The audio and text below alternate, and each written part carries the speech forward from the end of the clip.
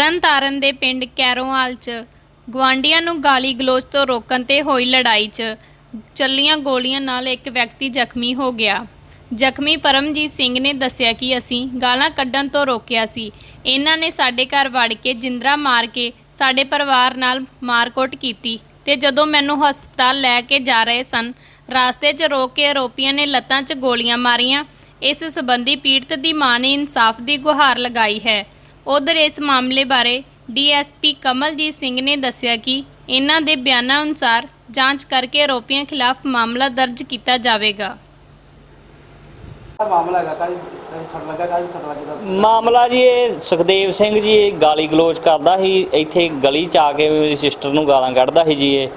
ਤੇ ਮੈਂ ਇਹਨਾਂ ਨੂੰ ਪੁੱਛਣ ਗਿਆ, ਮੈਂ ਕਿਹਾ ਜੀ ਕੀ ਗੱਲ ਆ, ਤੁਸੀਂ ਇਹਦੇ ਮੁੰਡਿਆਂ ਨੂੰ ਵੀ ਫੋਨ ਕੀਤਾ, ਮੈਂ ਕਿਹਾ ਵੀ ਗੁਰਪ੍ਰੀਤ ਦੇ ਮੁੰਡੇ ਦਾ ਨਾਮ ਆ। ਮੈਨੂੰ ਕਿਹਾ, ਮੈਂ ਕਿਹਾ ਵੀਰ ਜੀ ਤੁਹਾਡਾ ਮੁੰਡਾ ਗਾਲਾਂ ਕੱਢਦਾ, ਇਹਦਾ ਡੈਡੀ ਤੁਹਾਡਾ ਗਾਲਾਂ ਕੱਢਦਾ ਤੇ ਇਹਨੂੰ ਸਮਝਾਓ ਥੋੜ੍ਹਾ ਜਿਹਾ। ਤੇ ਵੀਰ ਜੀ ਮੈਨੂੰ ਆਂਦੇ ਘਰ ਆ ਜਾ। ਘਰ ਗਿਆ ਤੇ ਇਹ ਵੀਰ ਜੀ ਮੇਰੇ ਨਾਲ ਵੀ ਗਾਲੀ ਗਲੋਚ ਕਰ ਲਾ ਪਏ। ਚਲੋ ਉੱਥੋਂ ਮੁੜ ਕੇ ਇਹ ਮੇਰੇ ਗੱਲ ਵੀ ਪਏ, 5 ਜਣੇ ਆ ਗਏ। ਸਾਡੇ ਪਿੰਡ ਦਾ ਮੈਂਬਰ ਪੰਚਾਇਤ ਹੈ ਬਲਜਿੰਦਰ ਸਿੰਘ, ਉਹਨੇ ਆ ਕੇ ਛਡਾ ਘੱਤਿਆ।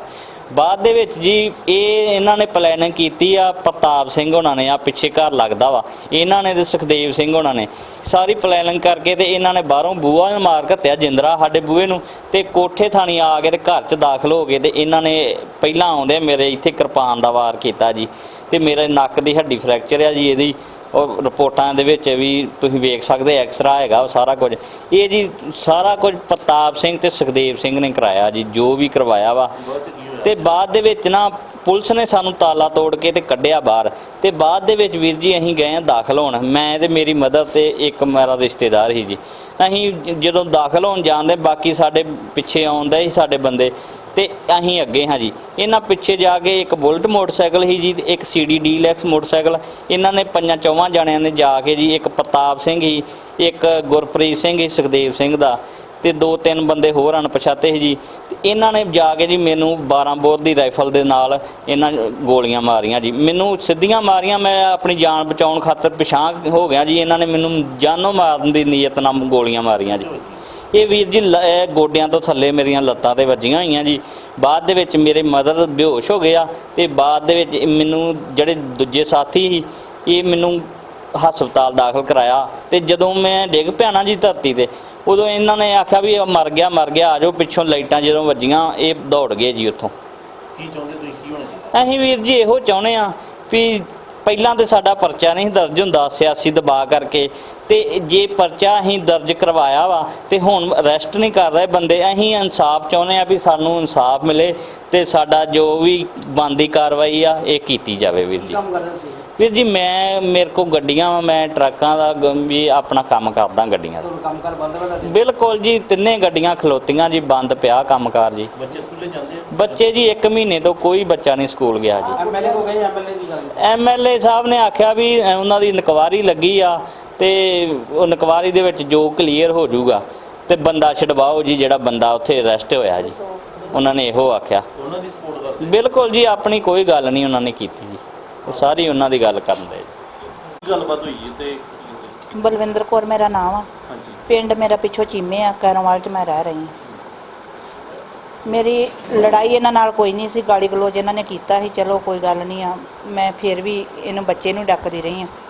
ਤੇ ਚਲੋ ਇਹਨਾਂ ਨੇ ਸੱਟਾ ਪੇਟਾ ਮੇਰੇ ਬੱਚੇ ਨੂੰ ਲਾਤੀਆਂ ਵਾ। ਮੰਜੇ ਤੇ ਮੇਰਾ ਬੱਚਾ ਪਿਆ ਵਾ। ਵੱਡੇ ਕਾਕੇ ਦਾ ਹੱਥ ਕੱਟਿਆ ਹੋਇਆ ਸੱਜਾ, ਇਹੋ ਹੀ ਮੇਰਾ ਕੰਮ ਵਾਲਾ ਸੀ, ਇਹਨੂੰ ਵੀ ਉਹਨਾਂ ਨੇ ਬਜਾਰਿਤ ਕਰਤਾ। ਤੇ ਮੇਰੀ ਨਾਂ ਤੇ ਪੁਲਿਸ ਹੀ ਕੋਈ ਸੁਣਵਾਈ ਕਰਨ ਲਈ ਆ। ਅੱਜ MLA ਕੋ ਮੈਂ ਰੋ ਕੇ ਆਈ ਹਾਂ। 6 ਮਹੀਨੇ ਮੈਂ ਰੋਟੀਆਂ ਪਕਾਈਆਂ ਜੇ, 2 ਮਹੀਨੇ MLA ਦੀਆਂ ਪਕਵਾਈਆਂ ਜੇ, 2 ਮਹੀਨੇ ਮੈਂ ਸਰਪੰਚੀ ਦੀਆਂ, 2 ਮਹੀਨੇ ਫਿਰ ਆ ਜਦੋਂ ਇਲੈਕਸ਼ਨ ਆਈ ਆ, ਮੇਰੀ ਕੋਈ ਵੀ ਸੁਣਵਾਈ ਨਹੀਂ ਕੀਤੀ। ਅੱਜ ਮੈਨੂੰ ਉਹਨੇ ਵੀ ਹੀ ਜਵਾਬ ਦੇ ਦਿੱਤਾ। ਤੇ ਇਹ ਸਿਆਸੀ ਦਬਾਅ ਕਰਕੇ ਮੇਰਾ ਕੋਈ ਵੀ ਕਾਰਵਾਈ ਨਹੀਂ ਹੋਣ ਡਈ। ਜਾਨੋਂ ਮਾਰਨ ਦੀਆਂ ਵੀ ਧਮਕੀਆਂ ਮੈਨੂੰ ਦਿੱਤੀਆਂ ਵਾ। ਤੇ ਮੈਂ ਰਹਿ ਰਹੀ, ਮੈਂ ਤੇ ਇਹੋ ਹੱਥ ਜੋੜ ਕੇ ਬੇਨਤੀ ਤੁਹਾਡੇ ਅੱਗੇ ਕਰੂੰਗੀ ਵੀ ਮੇਰਾ ਜੋ ਵੀ ਇਹ ਹੱਲ ਮਸਲਾ ਤੁਸੀਂ ਕਰ ਸਕਦੇ ਜੇ, ਤੇ ਮੇਰੀ ਮਦਦ ਕਰੋ ਤੇ ਮੇਰਾ ਜੋ ਵੀ ਇਹਦੀ ਕਾਰਵਾਈ ਬਣਦੀ ਉਹ ਕੀਤੀ ਜਾਵੇ। ਇੱਕ ਝਗੜਾ ਹੋਇਆ ਵਾ, ਵਿੱਚ ਫਾਇਰਿੰਗ ਹੋਈ ਆ, ਮੁੰਡੇ ਦੇ ਲੱਤਾਂ 'ਤੇ ਗੋਲੀਆਂ ਵੱਜੀਆਂ, ਕੀ ਮਾਮਲਾ ਹੈ? ਇਹ ਜੀ ਸਾਡੇ ਇੱਕ FIR ਨੰਬਰ 230 ਦਰਜ ਹੋ ਚੁੱਕੀ ਆ ਥਾਣਾ ਸਿਟੀ ਤਰਨਤਾਰਨ ਦੇ ਵਿੱਚ। ਇਹ ਦੋ ਪਾਰਟੀਆਂ ਮਦਈ ਸਾਹਿਬ ਇੱਥੇ ਪਰਮਜੀਤ ਸਿੰਘ ਦੇ ਬਿਆਨ ਤੇ ਅਸੀਂ ਪਰਚਾ ਦਰਜ ਕੀਤਾ। ਉਹਨਾਂ ਦੀ ਨਿੱਜੀ ਰੰਜਿਸ਼ ਹੈਗੀ ਸੀਗੀ ਉੱਤਰਵਾਦੀ ਧਿਰ ਦੇ ਨਾਲ। ਉੱਤਰਵਾਦੀ ਧਿਰ ਹੈਗਾ ਆਪਣਾ ਪ੍ਰਿਤਪਾਲ ਸਿੰਘ ਵਗੈਰਾ। ਉਹਨਾਂ ਦੇ ਪਰਮਜੀਤ ਸਿੰਘ ਦੇ ਬਿਆਨ ਦੇ ਉੱਤੇ ਅਸੀਂ ਪਰਚਾ ਦਰਜ ਕੀਤਾ ਹੈਗਾ 325 ਦਾ, ਔਰ ਇਹਦੇ ਵਿੱਚ ਚੌਂਕੀ ਟਾਊਨ ਦਾ ਇੰਚਾਰਜ ਜਿਹੜਾ ਵਾ ਉਹਦੀ ਤਫਤੀਸ਼ ਕਰ ਰਿਹਾ ਹੈਗਾ। ਸਰ ਕੋਈ ਸੰਤੁਸ਼ਟ ਨਹੀਂ ਹੋ ਰਿਹਾ ਇਸ ਕਾਰਵਾਈ ਤੋਂ, ਨਾਲੇ ਕਹਿੰਦੇ ਫਾਇਰਿੰਗ ਹੋਈ ਆ, ਲੱਤਾਂ ਦੇ ਲੱਗੀਆਂ, ਉਸ ਹਿਸਾਬ ਨਾਲ ਧਾਰ ਹੀ ਲੱਗੀਆਂ। ਮੇਰੇ ਕੋਲ ਇਨਕੁਆਇਰੀ ਐਸਐਸਪੀ ਸਾਹਿਬ ਵੱਲੋਂ ਆਈ ਹੈ ਔਰ ਮੈਂ ਕੇਸ ਫਾਈਲ ਮੰਗਾ ਰਿਹਾ ਹੈਗਾ। ਜੋ ਵੀ ਡਾਕਟਰੀ ਰਿਪੋਰਟ ਮੁਤਾਬਕ ਜਾਂ ਤਫਤੀਸ਼ ਮੁਤਾਬਕ ਕਾਰਵਾਈ ਹੋਏਗੀ, ਜੇਕਰ ਜੁਰਮ ਵਾਧਾ ਕਰਨ ਦੀ ਲੋੜ ਹੋਈ ਤਾਂ ਉਹਦੇ ਵਿੱਚ ਹੋਏਗਾ, ਲੇਕਿਨ ਤਫਤੀਸ਼ ਦੇ ਆਧਾਰ ਜੋ ਵੀ ਹੈਗੇ ਆ ਉਹ ਕਾਰਵਾਈ ਕੀਤੀ ਜਾਏਗੀ। ਇੱਕ ਚੌਂਕੀ ਇੰਚਾਰਜ ਬਾਰੇ ਵੀ ਉਹਨਾਂ ਨੇ ਕੁਝ ਬੋਲਿਆ ਵਾ ਵੀ ਇਸ ਤਰ੍ਹਾਂ ਕੋਈ ਲੈਣ ਦੇਣ ਦੇ ਵਿੱਚ ਵੀ ਕੋਈ ਗੱਲਬਾਤ ਹੈਗੀ, ਉਹਦੇ ਵਾਸਤੇ ਇਹਦੇ ਬਾਰੇ ਜੇਕਰ ਕਿਸੇ ਤਰ੍ਹਾਂ ਦਾ ਕੋਈ, ਇਸ ਵੇਲੇ ਮੇਰਾ ਨੋ ਕਮੈਂਟ ਹੈ, ਲੇਕਿਨ ਜੇਕਰ ਕਿਸੇ ਖਿਲਾਫ ਕੋਈ ਸ਼ਿਕਾਇਤ ਆਉਂਦੀ ਆ ਤਾਂ ਅਸੀਂ ਥੋਰੋਲੀ ਚੈੱਕ ਕਰਦੇ ਹੈਗੇ ਆ ਔਰ ਕਾਨੂੰਨ ਮੁਤਾਬਕ ਉਹਦੇ 'ਤੇ ਕਾਰਵਾਈ ਵੀ ਕਰਦੇ ਹਾਂ। ਸਰ ਇੱਥੇ ਕੋਈ ਅਰੈਸਟ ਵੀ ਹੋਈ? ਨਹੀਂ ਜੀ, ਅਜੇ ਤੱਕ ਇਹਦੇ ਵਿੱਚ ਕੋਈ ਗ੍ਰਿਫਤਾਰੀ ਨਹੀਂ ਹੋਈ। ਸਰ ਉਹਨਾਂ ਦਾ ਕਹਿਣਾ ਵੀ ਅਸੀਂ ਇੱਕ ਬੰਦੇ ਨੂੰ ਫੜਾਏ ਵੀ ਤੇ ਫਿਰ ਛੱਡ ਦਿੱਤੇ ਆ। ਦੇਖੋ ਇਹ ਤਾਂ ਤਫਤੀਸ਼ੀ ਅਫਸਰ ਦੱਸ ਸਕਦਾ ਹੈਗਾ। ਮੈਂ ਕੇਸ ਫਾਈਲ ਮੰਗਾ ਰਿਹਾ ਹਾਂ, ਤਫਤੀਸ਼ੀ ਅਫਸਰ ਨੂੰ ਮੰਗਾ ਰਿਹਾ ਔਰ ਉਹ ਵੈਰੀਫਾਈ ਕਰਦਾ ਹੈਗਾ।